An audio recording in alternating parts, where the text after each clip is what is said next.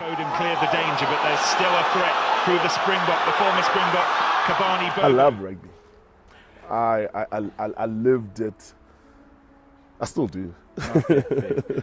You told me When there used to be times to come and call a caucus of bringing people together, or when people had to clean up and sort out things in the township, it was a rugby fellas. Yes. The 90s where everything was about the first. I was lucky. I was a 15-year-old. I got picked to play for Dal College. I only turned 16 when the season was over.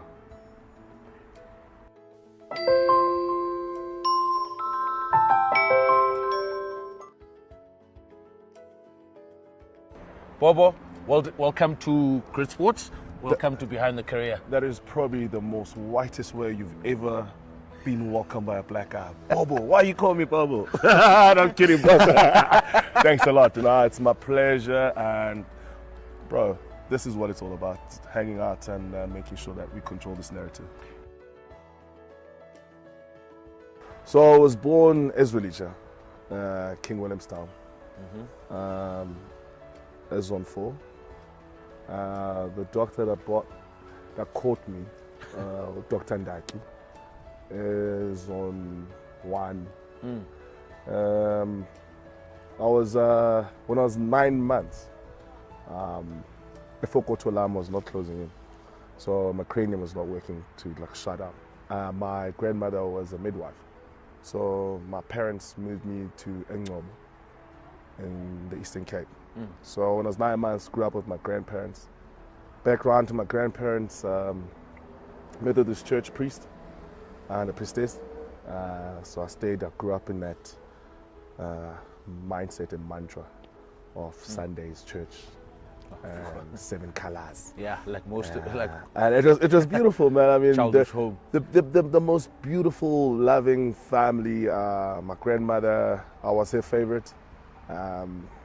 My dad and my mom were busy because I got 2 other siblings at that time. My older brother, Olwandiso, older sister, Luleka. Then I'm the 3rd child, which is always the problem child, the black sheep in the family. So 9 months, I became quite an independent young kid. Stayed with my grandparents. So I had to find myself in so many ways, because you know when you're seeing an old grandparent that this is not really your mom's. And you're trying to sort of try as much. And so my cousins, grew up with them in a small house. I first met my parents again when I was about 5 years, but they used to keep on coming, Fair, on those weekends and all of that. So I went to school. Were there sorry, not to cut you. Yeah, were there no no border patrol? But when you go yeah! over the Oh, you don't know that? Yeah. My friend, we had passports to go from Ciskei to Transkei. Yes. So the border gates was quite an interesting thing, because sometimes we used to carry too many people, and then some other people didn't have passports, so you have to hide them in the car and all of those things. That was quite interesting times. I mean, going through the Kai River roads, the Kai cutting. So I came up in a family of loving. I went to Kwanokolo, first studying in primary school, Ezwelicha. I'm a Planga, is on 10. Remember those days, I mean, so I'm a pretty old bagger now. That's when there was still the riots. And then yes. my clear vision of mindset was sitting in Maplangeni, Kwanokolo, and seeing guys from Kwanompendulu coming down from Zone 10, when the guys were getting chased. Those days, I'm a soldier, like I said. In those days, guys drowned at Buffalo River. I remember that time when getting chased, jumping over fences. And my childhood was quite adventurous. And I think I liked it and I enjoyed that, and it makes me the person I am today.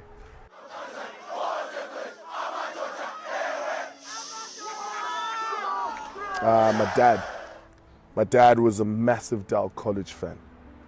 So where people don't understand how this Dell College Amadoda comes from and the war cries and everything. So our parents used to sit behind the fence and watch these kids play. And they used to scream, Amadoda, Dale, every time they used to run onto the pitch. So my dad used to sit behind the fence. When the opportunity came in 1991, that was integration of schools, my dad wanted to see his son in the basher walking around in town as a proud gentleman who, he was an entrepreneur. My dad owned the butcheries, shops in the hood. He had his own construction company. Yeah, I'm kind of privileged. It was dope, you know what I mean? But it was not something that I really sort of lived for, because I always thought to myself, this is not mine. Of course, yes. I had to make mine. Yeah. I was like, this is his works. His works were giving me a chance and opportunity to become a better person, opening up those doors, you know? Fair. So when that happened, my dad was like, you're going to Dell College, son. So I was like, okay. I mean, you can't really make up your mind those days. So I rock up at Dell College. This is after the incident that they beat up a vagrant who was sleeping in the fields. Have you ever heard about that? When Dell College used to have the cave bashing club? Boys from Boksburg?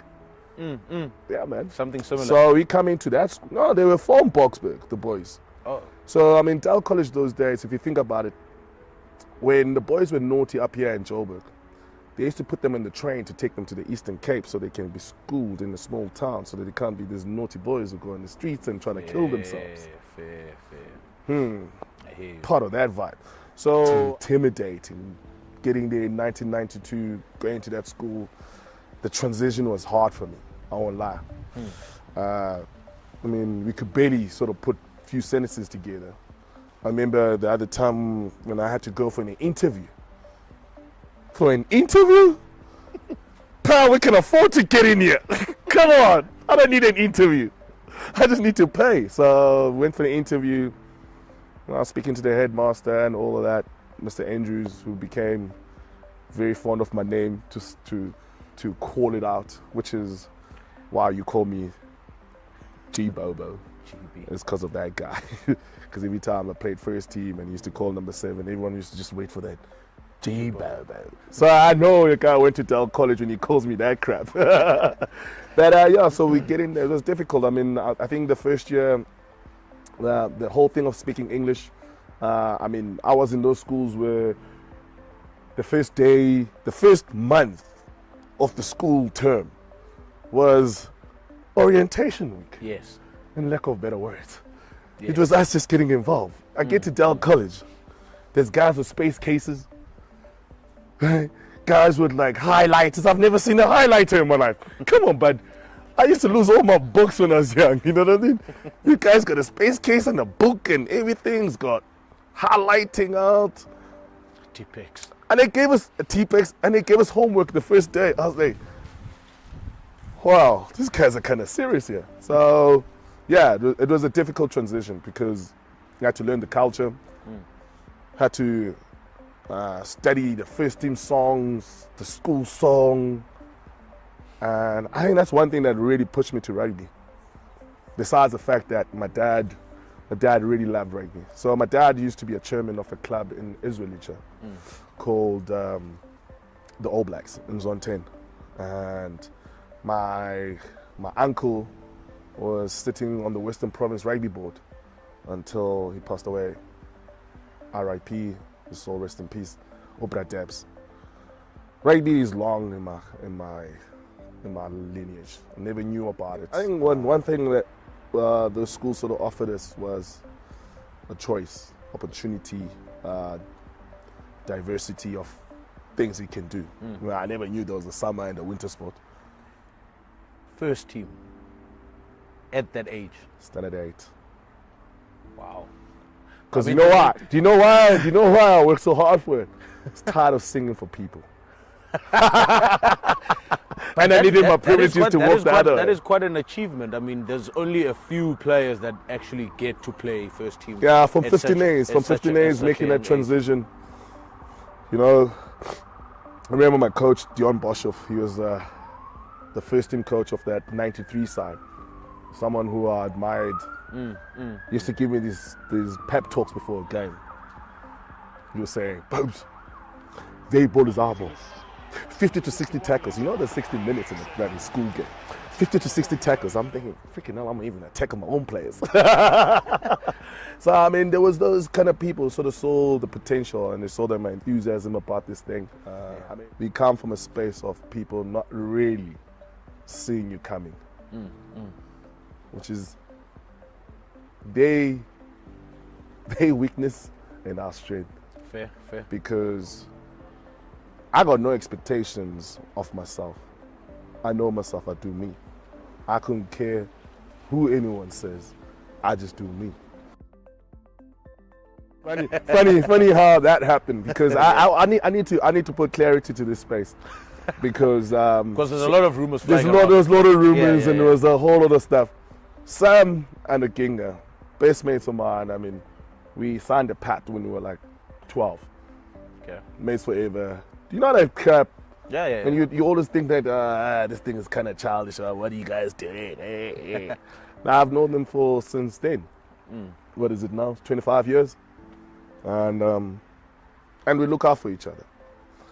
So the boys moved to. I mean, there was controversy when they got kicked out of the school because of something that happened. I mean, it doesn't really matter in terms of detail. So they went to Rondebosch. They started off at Western Province Prep. Samura was one of those guys who really taught me about rugby. They started playing rugby when they were 9 years old. Sam played flank, Western Province, Cravenrick at under 13. Moved to play centre. He played first team with us, with me, at Dell College as a scrum half. I started off as a tight head prop. But I used to break and leave my flankers behind. And you know, he's like, you should move to flank. I was like, Why not? didn't like this thing anyway. Then moved to centre. Anyway, so Dow College and the Rondebosch transition sort of happened like this. I was captain of the AC under 17 side. We went to France. OG was playing fullback for us. Bola Conradi was one of those players who was in there. Dao Egner, if you don't know, what a player, what a fly. I love that kid. He used to play with John Smith. So went to the Cravenwick, made, schools in 96, yeah. My roommate, John Smith, shout out to you, made me pay $2,000 for rental in Durban for 3 years. Love you, brother. What a bugging. So what happens is, OG says to me on the tour, hey, Rondebosch is going on tour at the end of the year. We're going to the UK tour. We're going to Britain. We're going to London. We're going to that. So I was like, oh, I love this. Called the first team coach, which was Mr. Spencer King, who's a referee like you do. Wow. Shots fired. So he's a ref, and he was like, oh, cool, there's a space that just opened up in the boarding house. Pulled through, went to my dad, do the whole case study. No, this is why I want to go back to the school. The school is going well. Things at Dell College are a bit shaky at the moment. You have to set it up. So I set it up, and then my dad was like, okay, cool. How's the school fees? It's the same thing. The only problem is that I have to take a bus to go to school. Took a bus to go to school. And why I'm saying that, because it was important for me that my dad always done everything for me. I didn't get a bursary. I didn't go there to play rugby. I went there to stay with my mates. So I went to Rondebosch. Fair. I played against Brian O'Driscoll at international level, under 19, and we went and beat them, Rondebosch, playing against Blackrock. So Blackrock is like the biggest school like in Cork, in Ireland. It's a right, that is, yeah. Sama better man. This is better than scores. So even the guys in the team, because there was some water, and the wingers, he's a nayo. And then you get it right. He's a nayo. Really? Dog. Really? You know, in my team, in '96 team. So check this out. It's me, it's Shim, it's Garrett Wright, it's Dylan Stanford, who does the English commentary anchoring in the States. We've got 4 commentators in the one team. Well, boys. Rwanda has never beaten, because it's like there's a southern suburbs and northern suburbs. Northern suburbs is your Pauls and all of those things. So then, Connie Krika used to captain Paul boys. He was the most dirtiest thing you can ever meet. And he was still dirty when he played. So when we were playing 97, we haven't beaten Paul boys for 15 years. So my biggest influences in loose forwards play was Josh Cromfeld and Michael Jones. So on the scrum, on the flank, I used to time when the scrum half puts his hands on that ball and let it go. So now, this is what happens. The ball is coming, and I'm coming to the fly-off at the same time. You know what the fly-off did? You know what he did? He freaking somersaulted over us. I landed on my chest with the ball behind him.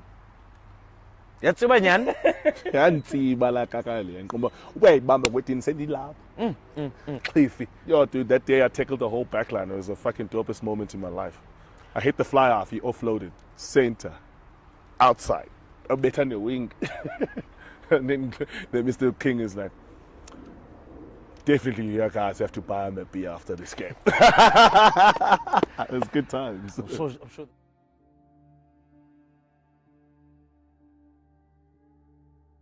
We get into the whole setup and that big word, Camp Staljrod. So we get called in. So everyone is seeing us. We're at Pretoria. We're waving our hands. Hey, got into the squad. Daddy's like, yeah, my boy, come on. We went to freaking hell. Straight after that, calls a meeting. Boys, everyone in your PT shorts and your rugby jersey and your running shoes. We'll meet you, everyone, right now in 5 minutes. Let's go. I'm like, oh, wow, the tone just changed. What's going on? I thought we were supposed to be like going to the World Cup. So we went to the Camp Staljrod. It happened 3 days, tough times, made things happen, whatever. And then first warm-up game. So we're in the squad already now. Yeah. We working our butts off. First warm-up game, dude, I won't lie. I was probably in the best shape I was in my life. My mind was ready. Everything was willing. Coming back from the injury now. So now I'm like, now we're training at the camp. At the camp, I'm dominating situations, man. Like I'm seriously, I won't lie. I'm like, I don't like to blow up my horn, but I thought that was the best mind space I was in. I was ready to dominate. I was ready to take on the world.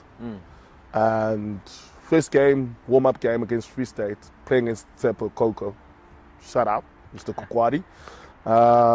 Louis Kuhn puts through a grabber. I chase. Ball bounces one way. I try to change to follow the ball. Snap my ligaments. The other side now. So the other side felt a bit neglected, wanted some tension and get some rehab for another 9 months. And that's how I didn't go to World Cup. Yeah. And then Jean Tevillis played. Yes. The next, so they called Jean up, and he tore his shoulder in the next game against the Falcons before the tour, before the World Cup. So we went to go watch the English game. So me and Jean, I'm in my brace, and Jean is got his brace on his shoulder, and we used to host like the Bok Town in Perth, where we played against England. Remember, me and Jean, we walk into the change room after the game, but on the way on the tunnel, I bump into Will Greenwood. He says, dude, for the last 6 months I've been studying your tape. I was so disappointed you didn't make it to play. And you got to score, Will Greenwood. In that game? In that game, yeah. I would have torn him up, though. I would have lit him up. Light up the man! I would have lit him up. But yeah, so, yeah, I mean, that's probably one of the lowest moments in my life. It was difficult dealing with that. Then I thought that it was time for change. So I moved down to Durban for 3 years, which was quite difficult too. I mean, Durban is a very difficult space. Yes, it. But I think I've always looked at things as process and progress. The lessons you learn from tough times help you to galvanize yourself to always know what you're here for.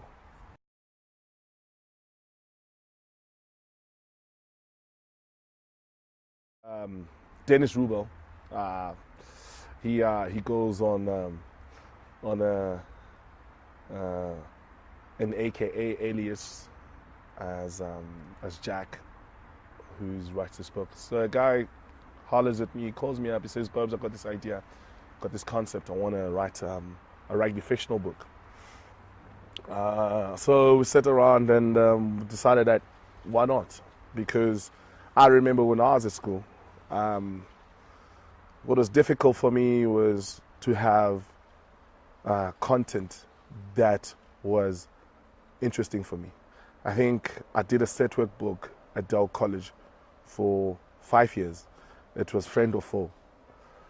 And I kept on just reinventing this thing because I had different English teachers as the years go by. Yeah. So I just kept on writing about this book, about what this book said. So I actually read that book once. And I was thinking to myself, how would it work out if I had a book like this, where, interestingly, stories about the rise of the dagger, a man from the Eastern Cape who goes to Cape Town, becomes it's almost like a drug mule, he goes to Japan, he's imprisoned in Japan, and he comes back and he plays for the Lions, and he takes the team to the next level. And like using different stories and scenarios in the book. And it's just all about, like I said, having that narrative and controlling the content. And the whole vision about the book, The Rise of the Dagger, was to give a young man who's interested in rugby a story and a set work book that he can use to be part of him, to improve his vocab, to improve to get him to understand that reading and to write something that he can be taken for and taken into the spaces of traveling, going on tour, setting up a team, playing different game patterns, without having to be odious about the technical bits, but the storylines that happens on those things. So The Rise of the Dagger is one of my favorite things. And funny enough, 2019 is coming. Guess where we're going? Japan. Japan. Yeah. And interesting enough, my boy Osu, his name, as part of the Japanese sort of like influence in my life and my time. And it means to strive. It means to push on. It means to be humble, because it comes with karate. So when in karate, people, when they're coming into combat, also means that you're humble. You seek to learn and you seek to respect your opponent. At the same time, you seek to grow. So striving, going forward, and that's what The Rise of the Dagger is about. So now where can people find this book currently? You can get it online. The online stores. If you follow my thread on Twitter, there's a black distribution company who were the only people who were keen to take up the book, because most of these guys thought that a fictional rugby book won't sell. I remember trying to shop it around, and everyone was like, "Why are you selling a book? It must be controversial. Talk about your life. Talk about transformation and all of those things." And I was like, we have to celebrate life, man. We can't be talking about hardships, and we have to change the narrative of what rugby is about. Rugby is about us living and owning the space, because we're not the first ones and we're not the last ones. There's ones before us. Setbacks, hardships, see them as lessons to build that character, so that you can always overcome and forever reach out. And you never overachieve. That's who you're supposed to be. That's me, bro. Sheesh. That is awesome. Good on you. That is awesome. That is awesome. That is awesome. Thanks, man, for chatting with us. Nah, it's cool. Appreciate it. Appreciate it.